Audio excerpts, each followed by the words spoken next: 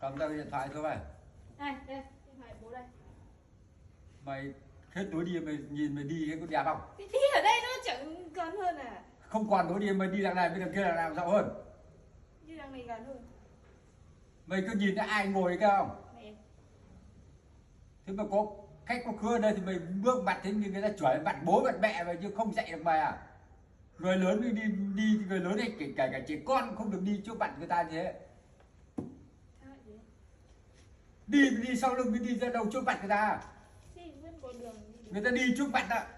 Nếu mà thậm chí nó không còn lối đi nữa, người ta đi trước mặt người ta còn phải cúi xuống người ta cái đi, chứ mà không phải đi thản nhiên như thế cái đó. Đi thế mà người ngoài người ta nhìn thấy người ta chửi vào mặt bố mặt mẹ và không dạy được con à. Mẹ xử